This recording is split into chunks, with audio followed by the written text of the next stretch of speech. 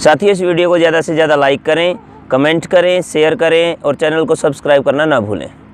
ओम शन्नो मित्रः सं वरुणः शन्नो भवत्वर्यमा शन्न इंद्रो बृहस्पति शन्नो विष्णुरुक्रमः।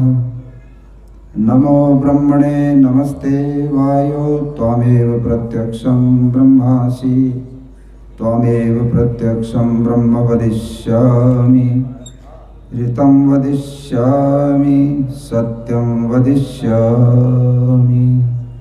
तन्मामवतु तद्वक्तारमवतु अवतु मामवतु वक्तारम्।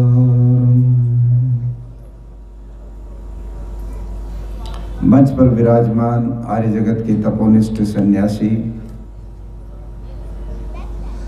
श्रीमद् दयानंद वैदिक गुरुकुल परिषद के अध्यक्ष और अनेक गुरुकुलों के संचालक पूज्य स्वामी प्रणवानंद जी महाराज, प्रसिद्ध वैदिक विद्वान जिनको अभी हम और आप सभी सुन रहे थे, श्रद्धेय डॉक्टर ज्वलंत कुमार शास्त्री जी, तेजस्वी युवा सन्यासी स्वामी आदित्य वेश जी, मेरे समक्ष उपस्थित हमारे इस आर्य समाज टांडा, इन सभी संस्थाओं के संचालक और आर्य समाज के वरिष्ठ नेता, हम सबके प्रेरणा स्रोत आदरणीय बाबू आनंद कुमार जी, हमारे मध्य में कलकत्ते से पधारे आर्य समाज के बहुत ही प्रसिद्ध दानवीर, आर्य प्रतिनिधि सभा बंगाल के अध्यक्ष और बड़े खुश मिजाज स्वभाव के धनी आदरणीय श्री दीनदयाल गुप्ता जी, राजस्थान के पूर्व लोकायुक्त और आर्य समाज की परंपरा में जिनकी वो बहुत मजबूत पृष्ठभूमि अपने परिवार से प्राप्त हुई, आदरणीय श्री सज्जन सिंह कोठारी जी, हमारे बड़े सम्मानित और निस्संदेह बहुत ही यशस्वी अधिवक्ता, जिन्होंने बड़े देश के संवेदनशील मुद्दों पर अपनी प्रतिभा से, अपने प्रयास से और पुरुषार्थ से बड़े महत्वपूर्ण निर्णय करवाए हैं, आदरणीय श्री पीएन मिश्रा जी, आर्य समाज के अन्य विद्वान आदरणीय पंडित दीनानाथ शास्त्री जी, आदरणीय श्री कैलाश कर्मठ जी, श्री केशव देव आर्य जी, श्री संजय सत्यार्थी जी, हमारे श्री पुरुषार्थी जी जितेंद्र जी, आदरणीय श्री ओम प्रकाश आर्य जी, श्री रमेश आर्य जी, हमारी बहन प्रिंसिपल शिष्या श्री वास्तव जी, श्री सत्य प्रकाश आर्य जी, बहुत सारे नाम याद हो गए। जो हमारे उपदेशक वर्ग है वो तो साथ रहते हैं इसलिए भी याद है, किंतु यहाँ भी है, पता नहीं आचार्य जी तो छिपे हुए बैठे हैं। हमारे आर्य समाज के गौरव आचार्य वेद प्रकाश श्रोत्रिय जी, वो कह रहे हैं कि सभा में बैठे हैं परंतु दिख नहीं रहे किधर बैठे हैं, पिछली लाइन में कहीं बैठे हैं। वो उनकी महानता है कि वो हम सबको सुन रहे हैं और उनसे ही बाद में समीक्षा भी करवाएंगे। इस सभा स्थल में उपस्थित सभी मेरे सम्मानित बुजुर्गों, माताओं, बहनों और नौजवान भाइयों, बहुत महत्वपूर्ण विषय पर यहाँ आप और हम चर्चा सुन रहे हैं विद्वानों से। और आदरणीय डॉक्टर ज्वलंत कुमार जी ने एक प्रश्न उठाते हुए इस बात को आगे बढ़ाया कि विश्व गुरु के और भारत, तो इस विश्व गुरु का मतलब क्या? क्या कहीं हम सैनिक शक्ति में सबसे अधिक हो जाएंगे तब विश्व गुरु कहलाएंगे, या हम धन में सबसे अधिक धनवान हो जाएंगे तब विश्व गुरु बन जाएंगे, या हम किसी और प्रकार की जो मुकाबले हैं दुनिया में देशों के बीच में, जिनमें एक दो देश दूसरे देश से आगे आने के लिए प्रयत्नशील रहता है, क्या उस रूप में हम सही विश्व गुरु बनेंगे? किंतु उन्होंने इन सारे प्रश्नों का समाधान देते हुए की बात कही कि जिन बातों की वजह से भारत को विश्व गुरु माना गया, वो बातें हैं उस देश के अंदर वहाँ के चरित्र से जुड़ी, वहाँ की नैतिकता से जुड़ी, वहाँ के सामाजिक सिस्टम से जुड़ी, वहाँ के परिवार के सुख और शांति से जुड़ी, वहाँ के परस्पर लोगों के बीच में जो एक सौहार्द रहा उससे जुड़ी, और वहाँ की ऊंची संस्कृति जो औरों के लिए जीने की प्रेरणा देती है उससे जुड़ी, इन सब बातों के कारण से ये भारत विश्व गुरु रहा। और ये सारे बातें भारत को मिली कहाँ से? अंत में उन्होंने अपने व्याख्यान का निष्कर्ष देते हुए ये बात स्पष्ट कर दी है कि परमात्मा इस संसार के अंदर जब सृष्टि को बनाते हैं तो सबसे पहले वेद का ज्ञान इस मानव मात्र के उपकार के लिए देते हैं। और ये वेद का ज्ञान महाभारत पर्यंत इस संसार के अंदर रहा। ये इतिहास के आधार पर हम कह सकते हैं। महर्षि दयानंद सरस्वती ने भी स्वयं यही कहा कि सृष्टि के प्रारंभ से लेकर के महाभारत पर्यंत और ब्रह्मा से लेकर जैमिनी पर्यंत जितनी भी मान्यताएं रही हैं, वैदिक मान्यताएं, मैं उन्हीं को आगे बढ़ाने का काम कर रहा हूँ। उनसे अतिरिक्त मेरा अपना कोई अलग से मत या कोई विचार नहीं है। जो उन ऋषियों ने बातों को समाज के लिए प्रस्तुत किया, उसको आगे बढ़ाया, उन्हें मैं भी आगे बढ़ा रहा हूँ। और ये आगे बढ़ाने का क्रम सबसे अंतिम जो चक्रवर्ती सम्राट हमारे देश का रहा वो रहा युधिष्ठिर, जिन्होंने अपना राज्य का जो ताज था वो अपने सुपुत्र परीक्षित के ऊपर डाल दिया था। और उसके बाद भारत पतन की तरफ आगे बढ़ा। 4200 साल पहले इस दुनिया के अंदर विभिन्न मत पैदा होने लगे। तो ऋषि दयानंद तो ये लिखते हैं कि महाभारत से 1000 वर्ष पहले पतन प्रारंभ हो गया था। समाज में आलस्य और प्रमाद आने लगा था, आपस में ईर्ष्या द्वेष बढ़ने लगी थी, झगड़े झंझट होने लगे थे, वैदिक मान्यताओं को लोगों ने मानना कम कर दिया था और लोग कहीं जुआ खेलने के, कहीं और नशे विषय के व्यसनों में पड़ने लगे थे। पारिवारिक सिस्टम भी खराब होने लगा था और अनेक प्रकार की कमियां समाज में आने लगी थी। और महाभारत आते आते वो कहते हैं कि ऐसी स्थिति आ गई थी वैदिक मान्यताओं की कि जैसे शाम को जिस समय सूर्य अस्त होने की तरफ जाता है तो सूर्य का जो प्रकाश है वो धूमिल हो जाता है और उस धूमिल प्रकाश में सब चीज़ें स्पष्ट दिखाई नहीं देती।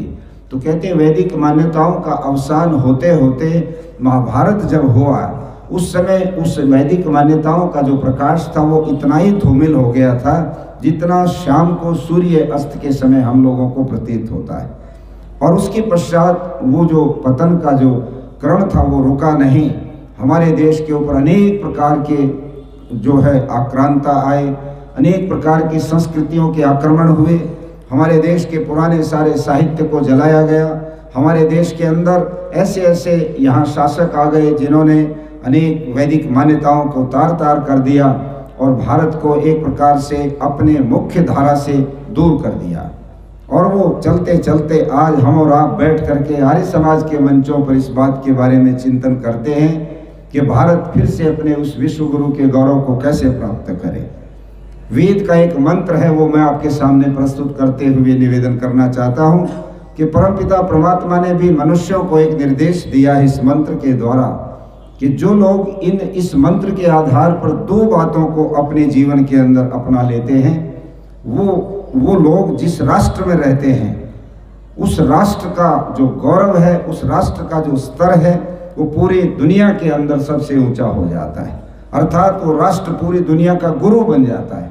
तो वो वेद का मंत्र क्या है? मंत्र कहता है भद्रम इच्छन्त ऋषय सूर्यदस तपो दीक्षाम उपनिषेदुरक्रे ततो राष्ट्रम बलम ओजस्य जातम तदस्मै देवा उपसन्नमन्तु। ये मंत्र कहता है कि 2 बातें हैं, जिस राष्ट्र के अंदर इन 2 बातों के ऊपर उस राष्ट्र के रहने वाले लोग पूरा प्रतिज्ञा करके उसके ऊपर अपना आचरण करना शुरू कर देते हैं, उस राष्ट्र के पैरों के अंदर दुनिया की सारी शक्तियां अपना मस्तक रख देती हैं। दुनिया की सारी ताकतें उस राष्ट्र के सामने हार मान लेती हैं और उस राष्ट्र का गुरुत्व स्वीकार कर लेती हैं। वो 2 बातें क्या हैं? एक है तप और दूसरी है दीक्षा। तप प्रतीक है आश्रम व्यवस्था का और दीक्षा प्रतीक है वर्ण व्यवस्था का। ये दोनों ही बातें ऐसी हैं कि आश्रम व्यवस्था से मनुष्य की उन्नति होती है और वर्ण व्यवस्था से समाज की उन्नति होती है। मनुष्य उन्नत होगा तो जिस समाज का वो हिस्सा है वो समाज उन्नति कब करेगा? वो आश्रम में पूरा तपस्वी हो, आश्रम का पूरा पालन करे, ब्रह्मचर्य आश्रम, गृहस्थ आश्रम, वानप्रस्थ और संन्यास आश्रम की पूरी परंपराओं को भी वो पालन करे। किंतु वर्ण व्यवस्था का अगर वो पालन ना करे तो समाज फिर भी आगे नहीं जाएगा। हमारे ऋषि इसी बात को स्पष्ट करते हुए कहते हैं और आचार्य डॉक्टर ज्वलंत कुमार शास्त्री जी का बहुत अधिक एक तरह से अपने व्याख्यान का जो सार था वो इसी तरफ हमको इंगित कर रहा था कि हम लोग आज अपने व्यक्तिगत जीवन में कहाँ खड़े हो गए हैं, कहाँ अब अपने बुजुर्गों के प्रति हम कितने उदासीन हो गए हैं। आज हम लोगों को ये कहानियाँ पढ़ने को मिलती हैं कि बॉम्बे के एक फ्लैट के अंदर जो एक महिला, बड़ी जाने मानी महिला आशा सहगल जिसका नाम, जिसका बड़ी प्रतिष्ठा यहाँ के समाज में रही, बॉम्बे में लोग उसको बहुत जानते थे। उसके दोनों बेटे विदेश उसका बेटा एक ही था जो चला गया कनाडा, और माँ अस्वस्थ हो गई, इतनी अस्वस्थ हो गई कि अर्थराइट्स उसको हो गया, घुटनों में, हाथों में, जोड़ों में दर्द हो गया, गठिया रोग हो गया, चलने फिरने में भी अशक्त हो गई, और अवस्था ये आ गई कि वो अपने सारे कार्य करने में भी असमर्थ हो गई।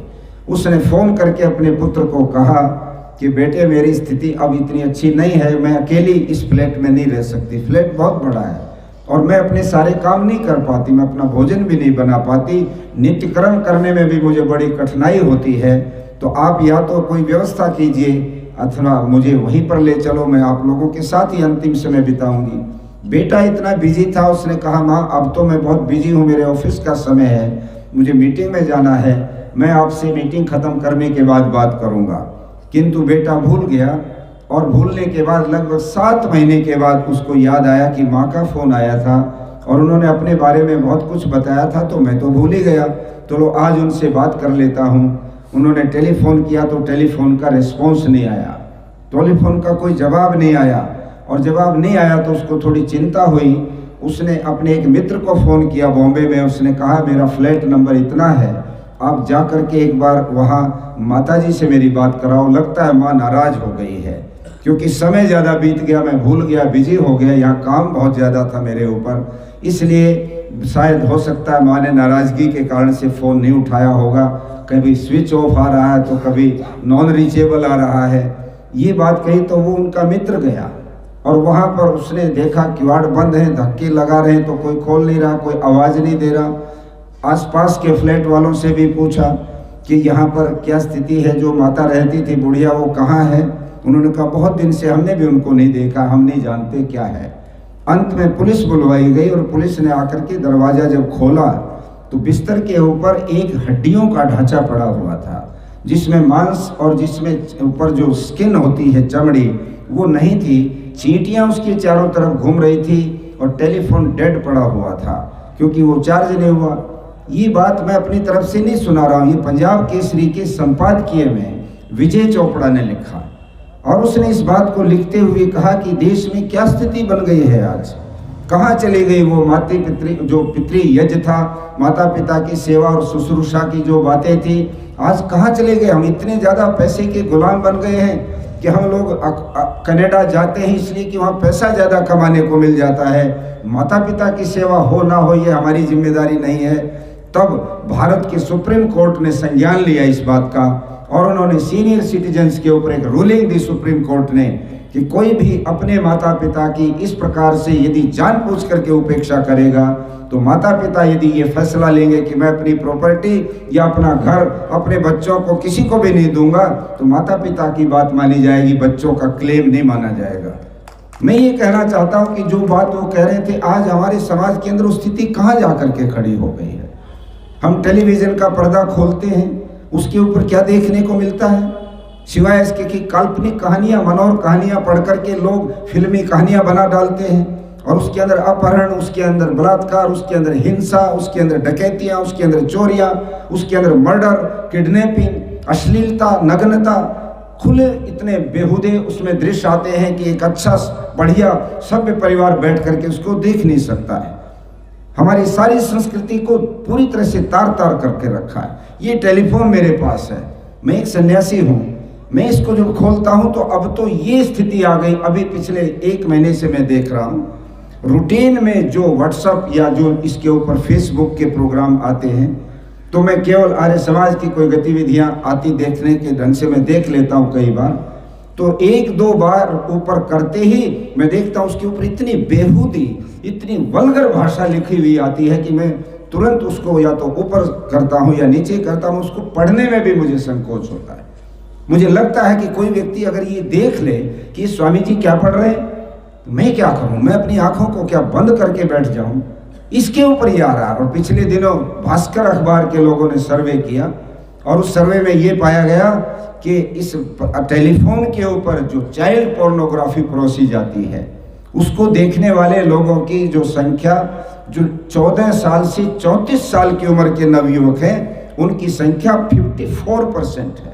54% लोग उसको, पोर्नोग्राफी को देखने वाले युवा लोग हैं। आप और जितने यहाँ बुजुर्ग बैठे, मैं आपसे निवेदन करना चाहता हूँ, क्या आप कभी अपने बच्चे, लड़के या लड़की के टेलीफोन को जांच करते हैं? क्या आप ये कभी देखने की कोशिश करते हैं कि पिछले 1 महीने में मेरे बेटे ने या मेरी बेटी ने इसमें क्या क्या चीज़ें देखी हैं?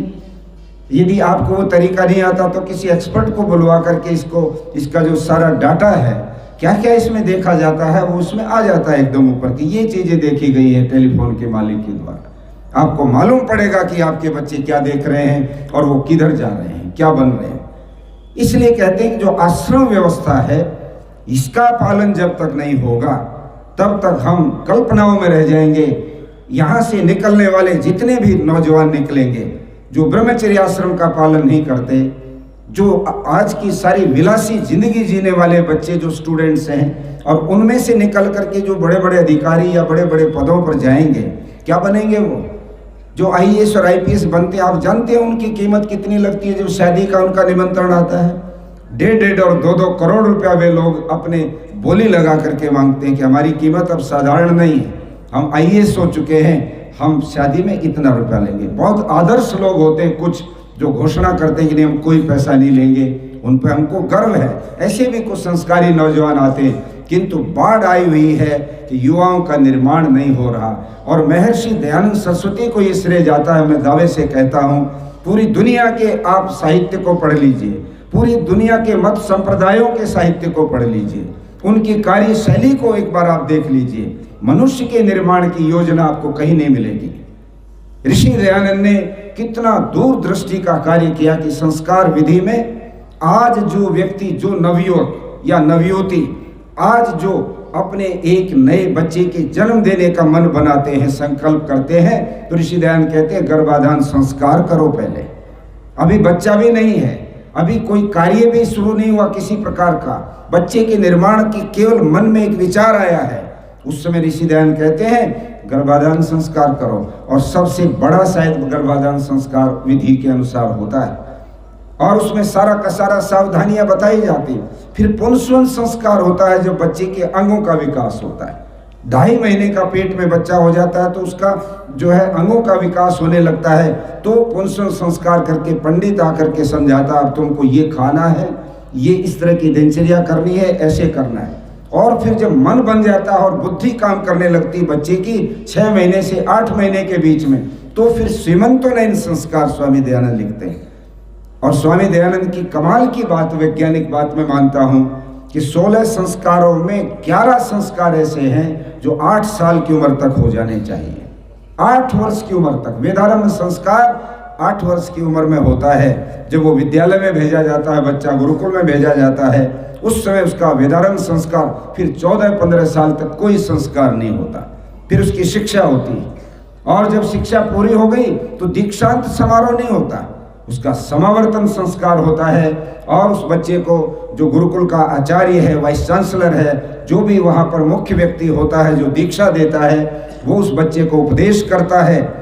आप उठा करके देखिए संस्कार विधि में 16 ऐसी बातें उसको बताई जा रही कि आज से तुम अब जा रहे हो निकल के यहाँ विद्यालय से, तप करके निकले हो, तुमने ब्रह्मचर्य आश्रम की पूरी तपस्या कर ली है, अब तुम गृहस्थ आश्रम में जाओगे। गृहस्थ आश्रम में तुमको आलसी नहीं बनना, प्रमादी नहीं बनना, तुमको कोई गलत रास्ता नहीं अपनाना। जितनी तपस्या इस आश्रम में की, इससे भी कहीं ज्यादा तपस्या तुमको गृहस्थ आश्रम में भी करनी है। वो उनको सावधान करके भेजते हैं। और जब कभी भी तुम भटकने लगो तो वहाँ गुरु आचार्य कहता है तुम वापस आचार्य की शरण में आकर के अपना मार्गदर्शन प्राप्त करना। आचार्य ना मिले तो समाज के अनुभवी लोग, घर के बुजुर्ग लोग, उनके साथ बैठ करके अपना मार्ग आगे बढ़ाना। कभी भी स्वयं ऐसे गलत निर्णय मत ले लेना जिससे तुम्हारा सारा गृहस्थ आश्रम खराब हो जाए। और जब गृहस्थ पूरा हो गया तो उसको वानप्रस्थ की तरफ कह दिया, अब आप अगली उन्नति करो। अब आप त्याग की वृत्ति अपने अंदर लेके आओ, परोपकार शुरू करो, पुरुषार्थ शुरू करो, तपस्या करो, साधना करो, सुबह शाम यज्ञ करो, संध्या करो और दिन में थोड़ा समय लगा करके परोपकार करो। अंतमति सो गति, जब तुम अंत समय में पहुंचोगे तो तुम्हारी वृत्ति परोपकार की होगी, धार्मिक कार्यों की होगी, अध्यात्म की होगी, त्याग की होगी। और जब तुम इस संसार को छोड़ करके जाओगे तो तुम उस मंत्र के आधार पर हंसते हुए जाओगे।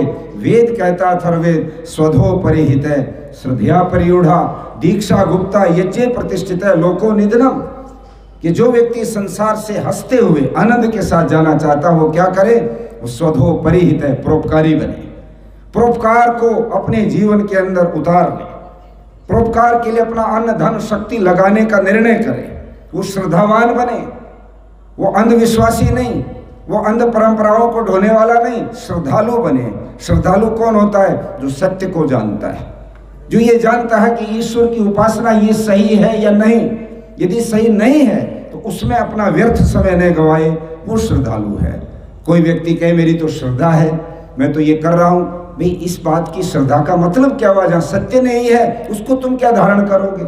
इस नाते से आश्रम परंपरा सबसे महत्वपूर्ण एक चीज है जो आर्य समाज और महर्षि दयानंद प्रारंभ से समाज के अंदर इस बात की प्रतिष्ठा करता है।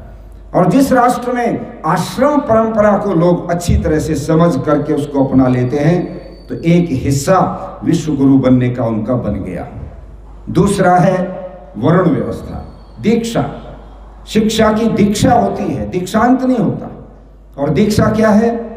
अपने कार्य क्षेत्र का वर्ण करना, अपने कार्य क्षेत्र को चुनना। स्वयं विद्यार्थी पढ़ लिख करके जब पूरी विद्या कर लेता, आचार्य देखता है इसमें से कौन चारों वेदों का विद्वान बन गया, कौन बड़ा डॉक्टर बन गया, कौन बड़ा इंजीनियर बन गया, कौन बड़ा वकील बन गया, कौन किस में क्या योग्यता है, वो फिर उसको दीक्षा देता है और उसको प्रतिज्ञा करवाता है मैं अपने दीक्षा का जो क्षेत्र है उसमें पूरी ईमानदारी से, निष्ठा से मैं अपना दायित्व निभाऊंगा। जहाँ पर आश्रम व्यवस्था ठीक हो, जहाँ पर वर्ण व्यवस्था ठीक हो, वहाँ पर राष्ट्र बनता है। और जहाँ पर राष्ट्र बनता है वहाँ क्या होता है? जैसे ये शरीर एक राष्ट्र की एक उपमा देकर मैं समझाना चाहता हूँ। ये शरीर रूपी राष्ट्र कब मजबूत होता है? जब इसके एक पैर की छोटी उंगली में भी कांटा लग जाए तो सारा शरीर कांप उठे, झंझना उठे, प्रतिक्रिया हो जाए पूरे शरीर के अंदर, शरीर में हलचल मच जाए कि क्या हो गया, कि मेरे राष्ट्र के ऊपर कहीं ना कहीं से कुछ हमला हुआ है, मेरी उंगली पर अटैक हुआ है, दर्द हो रहा है। सबसे पहले कौन चिंतित होता है? ये मस्तिष्क। और ये मस्तिष्क किसका काम करता है, किसका प्रतीक है? ब्राह्मण का। ब्राह्मणम मुखम आसीत, ये मुख से ऊपर का हिस्सा ब्राह्मण है, बुद्धि का काम करता है ये।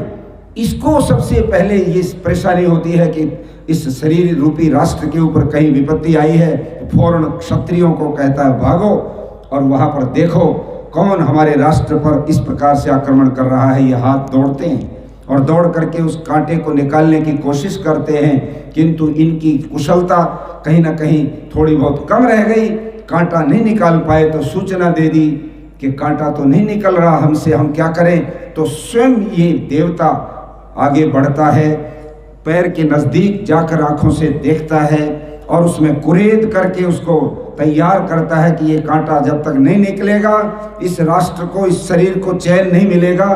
तो ये ब्राह्मण स्वयं आगे बढ़ करके उसको कुरेद करके, कई बार आपने व्यवहार में देखा होगा कि मुंह से भी उस कांटे को निकाल करके फेंक देता है। मैं उन लोगों को ये बात कहना चाहता हूँ जो लोग वर्ण व्यवस्था का विरोध करके ये कह देते हैं कि यहाँ तो जन्म से छोटा बड़ा और किसी को कुछ और किसी को कुछ माना जाता, वो गलत। वैदिक वर्ण व्यवस्था में जैसे एक राष्ट्र के अंदर एक छोटे से व्यक्ति के ऊपर ये जो पैरों में शरीर के जो शूद्र हैं, ये पैर शरीर के शूद्र हैं, और अगर पैर पैरालाइज्ड हो जाए, रीढ़ की हड्डी में चोट लग जाए और कोई आक्रमण हो जाए, कोई गड़बड़ हो जाए, पैर काम करना छोड़ दे, तो आप मुझे बताइए ये सारा का सारा उधर जो वैश्य है, ये क्षत्रिय है, ये ब्राह्मण, तीनों के तीनों वर्ण अयोग्य सिद्ध हो जाएंगे। खाट पर बैठना पड़ जाता है, हॉस्पिटल जाना पड़ता है। ये पैरालाइज ठीक हो तो कुछ काम करें। शूद्र आधार बनता है पूरे राष्ट्र का। शूद्र को शक्ति संपन्न रखना हमारा दायित्व है। कहते एक बार पेट के खिलाफ सारे अंगों ने विद्रोह कर दिया। किसी ने बहका दिया कि ये जो वैश्य है ये सारे धन के ऊपर कब्जा करे बैठा है और हम लोग तो कमजोर होते जाते हैं और ये फैलता जाता है। बोले भाई ये कैसे कि सारा माल तो इसी को देते हो और ये औरों को बांटता नहीं। तुम देख लो इसका पेट कितना बड़ा हो गया है, हाथ भी सिकुड़ रहे हैं, गर्दन भी पतली हो गई है, पैर भी पतले हो गए हैं, तो इसके खिलाफ भूख हड़ताल कर दो। अब उन्होंने कहा भाई आज के बाद हम भूख हड़ताल करते हैं, हम नहीं खाएंगे। और ये कहने लगा भाई क्यों नहीं खाते कि तुम सारा ले लेते हो माल और हमें कुछ नहीं देते हो। बोले तुम तो मूर्ख हो, तुम्हें पता ही नहीं प्रक्रिया क्या है। मैं लेता हूँ, उसको हजम करता हूँ, पाचन करता हूँ, उसकी प्रक्रिया है, फिर वो सारे तुम सबको पहुँचता है। और अगर तुम ये करोगे तो 3 दिन में तुमको पता भी लग जाएगा। जब भोजन नहीं जाएगा तो मेरा भी मामला गड़बड़ाने लगेगा, तो मैं कमज़ोर हुआ तो तुम और अधिक कमज़ोर हो जाओगे। और वही हुआ। 3 दिन के अंदर जब वैश्य के पास वो माल नहीं गया, खाने का सामान नहीं गया और शरीर में वीकनेस आने लगी, तो ये सब लोग और घबरा गए कि ये तो और भी गड़बड़ हो गई। और सब ने सरेंडर करके कहा कि अब हमको पता लग गया कि चारों के चारों वर्ण जब तक समन्वय करके पूरे राष्ट्र को आगे नहीं ले जाते हैं तब तक ये राष्ट्र कभी भी आगे नहीं बढ़ सकता। वैदिक वर्ण व्यवस्था के अंदर मैं ये दावे से कहता हूं, जिन लोगों ने राजनीति का हिस्सा बनाकर इस वर्ण व्यवस्था को और मनुस्मृति को और मनु महाराज को चैलेंज किया, और जयपुर के मनु महाराज के जो आदम कद वहाँ स्टेचू लगा है हाई कोर्ट के सामने, उसके ऊपर जाकर के अटैक किया, मैं उन लोगों से कहना चाहता हूँ तुम्हारी अधूरी जानकारी है। तुम लोगों ने वैदिक वर्ण व्यवस्था को नहीं जाना, तुम लोगों ने वैदिक मनुस्मृति को नहीं समझाना पड़ा। वहां पर कहीं भी जन्म से कोई किसी को छोटा शूद्र या ब्राह्मण नहीं माना जाता है। जन्मना जायते शूद्रा संस्कारा द्विज उच्यते। जन्म से सब शूद्र पैदा होते हैं, किंतु संस्कारों से, विद्या से, ज्ञान से वो द्विज बनते हैं। उनका दोबारा जन्म होता है, वो विद्वान बनते हैं, वो ब्राह्मण बनते हैं, क्षत्रिय बनते हैं, वैश्य बनते हैं, और जो नहीं पढ़ पाते हैं वो शूद्र रह जाते हैं। मैं महर्षि दयानंद की एक बात आपके सामने कह करके वाणी को विराम दूंगा, क्योंकि विषय इतना बड़ा है ये, इस पर जितना बोला जाए उतना कम है। और वर्तमान के ढांचे को देखते हुए मैं समझता हूँ ये विषय बहुत अच्छे ढंग से हम लोगों को लोगों के बीच में ले जाना चाहिए। यदि भारत को विश्व गुरु बनाना है, निस्संदेह हमको पीछे लौटना पड़ेगा। पिछले दिनों एक विश्वविद्यालय में मुझे बुलाया बोलने के लिए, और मेरा विषय ये था, what are the universal values, by adopting them we can adopt a healthy, wealthy and prosperous life। वो कौन सी वैश्विक मूल्य हैं जिनको अपनाने से हम बहुत स्वस्थ और बड़ा आनंद का जीवन प्राप्त कर सकते हैं। अब आप जानते हैं हम वेद की बात कहते हैं तो कुछ लोग दूसरी बातें लेके खड़े हो जाते हैं, हम कोई और बात कहते हैं तो कुछ लोग और बातें खड़े हो जाते हैं। और मैंने तो हमारे देश के प्रधानमंत्री जी को पत्र लिखा था जब योग का विश्व दिवस घोषित हुआ, तो सबसे पहले जब राजपथ के ऊपर योग दिवस मनाया गया तो प्रधानमंत्री जी ने एक उनके आसनों की लिस्ट डिक्लेयर की कि ये आसन सब लोग मिलके करेंगे, पूरे देश में एक साथ ये आसन किए जाएंगे। और उन आसनों में एक आसन था सूर्य नमस्कार। जब सूर्य नमस्कार उसमें छपा तो कुछ लोगों ने कहा हम तो सूर्य को नमस्कार नहीं किया करते, ये हमारे धर्म के खिलाफ है, हम किसी भी को नहीं करते, हम केवल एक ईश्वर को नमस्कार करते हैं, बाकी और किसी को नहीं। जब ये बात कही तो बहस चली, लोगों ने तर्क दिए कि ये कोई सूर्य के लिए नमस्कार करने का आसन नहीं है। आप सूर्य की तरफ कमर करके आसन कर लो, आप घर के अंदर भीतर जाके आसन कर लो, आप कहीं और कुछ कर लो, ये सूर्य के नमस्कार का आसन नहीं है, बल्कि इसका नाम है इसलिए कि इसमें 12 पोस्चर है, 12 ऐसी मुद्राएं बनानी पड़ती शरीर की बार बार उस आसन को बदलकर। परंतु वो लोग नहीं माने और अंत में प्रधानमंत्री को वो आसन हटाना पड़ा और नया आसन डालना पड़ा। ये अखबार में सारे देश के सामने आया। जब मैंने पत्र लिखा, मैंने कहा आपने एक तजुर्बा किया और सारे देश को योग के क्षेत्र में सबको एक स्थान पर आमंत्रित किया कि आओ मिलकर योग दिवस मनाते हैं, किंतु कुछ लोगों को एक आसन के ऊपर ऐतराज हो गया। मैंने कहा मैं आपको एक सुझाव देना चाहता हूं, आप उस पाठ्यक्रम में उस चीज को लागू कीजिए। भारत ही नहीं, पूरी दुनिया के अंदर कोई व्यक्ति चैलेंज नहीं कर सकेगा कि ये चीजें हम नहीं पढ़ेंगे, ये गलत है, ये हमारे किसी धर्म या शरीयत के खिलाफ है। और वो मैंने उदाहरण दिया यम और नियम, अष्टांग योग के यम नियम। आप यम नियम को लागू कर दीजिएगा। जैसा स्टैंडर्ड है बच्चे का, 8वीं क्लास के बच्चे को कितने स्तर तक का पढ़ाना है, 10वीं के कितना, 12वीं 14वीं और MA के बच्चे को पूरा योग दर्शन पढ़ाना है या जो भी उसका रूप बनाना है, आप उसका स्टैंडर्ड बढ़ाते जाइए, उसका एक्सप्लेनेशन ज़्यादा करते जाइए। साथ ही इस वीडियो को ज़्यादा से ज़्यादा लाइक करें, कमेंट करें, शेयर करें और चैनल को सब्सक्राइब करना ना भूलें। आप अंग्रेजी दवाओं से परेशान हैं या फिर रोगों से परेशान होकर संसार से उठ जाना चाहते हैं? उठ जाने से पहले नाड़ी वैद्य क्या क्लब पर आइए और अपने सभी रोगों का आयुर्वेद में सही समाधान पाइए।